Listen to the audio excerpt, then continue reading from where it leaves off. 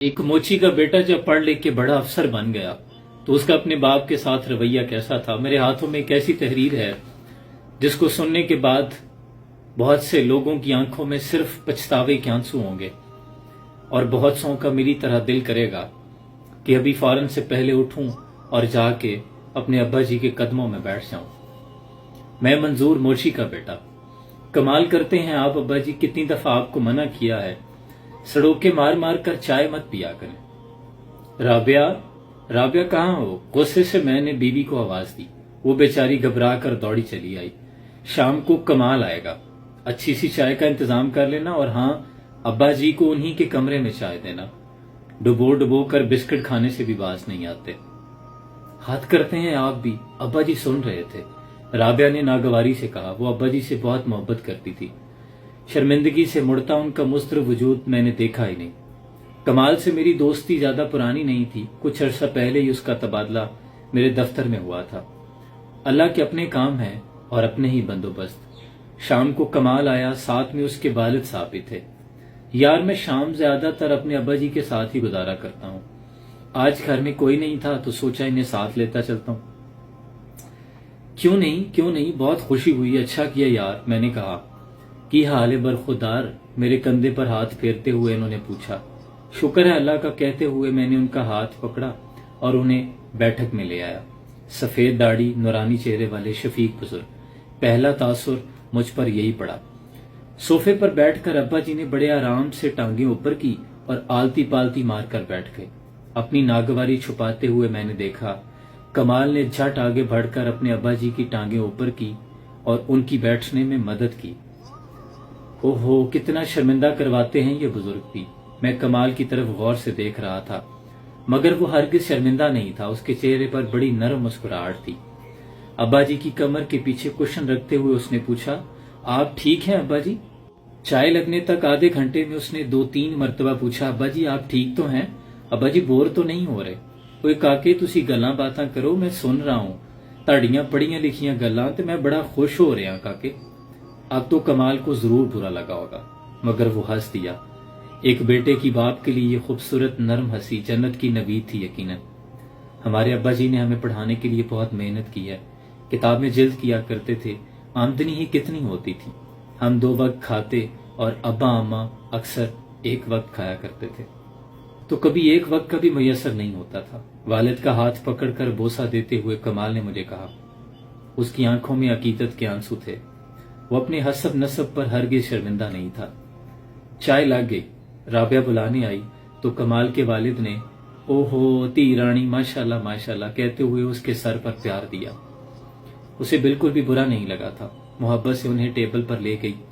मिर्च में चाय डालकर सड़ोके मार मार कर पीते कमाल के अब्बा जी का कई दफा कमाल ने रुमाल से मुंह साफ किया। उसके हाथों में इस कदर नरमी और मोहब्बत थी कि कलम होते तो मोहब्बत की लाजवाब दास्तान लिखते, दिल होते तो निसार जाते, आंखें होती तो वारी चली जाती। राबिया कमाल की इस कदर मोहब्बत और शफकत पर हैरान थी। उसने दुखी नजरों से जब मेरी तरफ देखा, उसकी नजरों ने मुझे आसमान से जमीन पर ला पटका।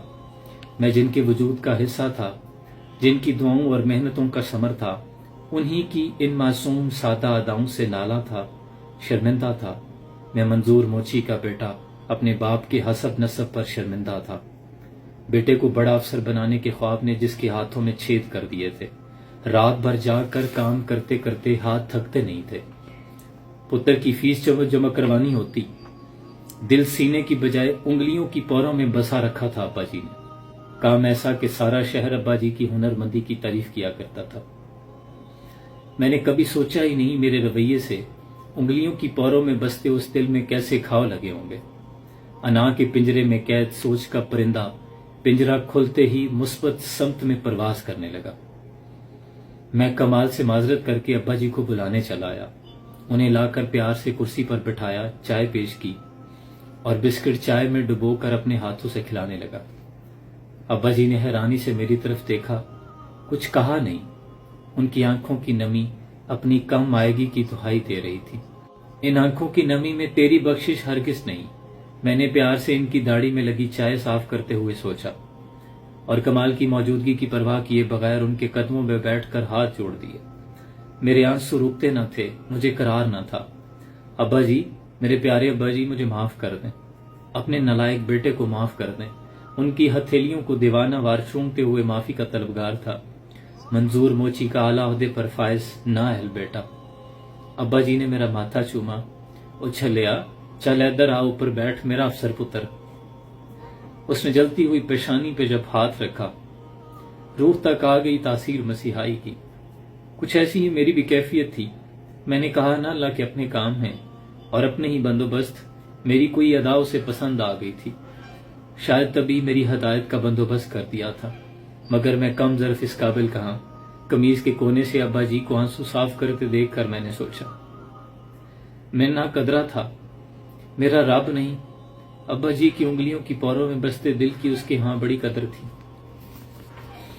ان کے ہونے سے بخت ہوتے ہیں، باپ گھر میں درخت ہوتے ہیں۔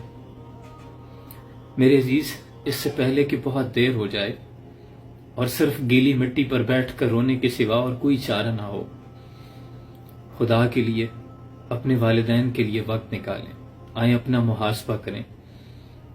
اس ضعیفی کی عمر میں میری دانش کے مطابق انہیں بلڈ پریشر کی دواؤں سے زیادہ ہمارے وقت کی ضرورت ہے۔ اللہ کریم سے دعا ہے کہ جن کے والدین حیات ہیں، اللہ ان کا یہ سایہ شفقت تا دیر سلامت رکھے، ان کے والدین کو صحت و تندرستی والی عمر خضر عطا فرمائے، اور جن کے والدین جن کا یہ سایہ شفقت اس جہان فانی سے رخصت ہو گیا، اللہ اپنی حبیب نبی اکرم صلی اللہ علیہ وآلہ وسلم کے طفیل ان کی بے حساب بخشش اور مغفرت فرمائے، ان کو جوار رحمت میں جگہ عطا فرمائے۔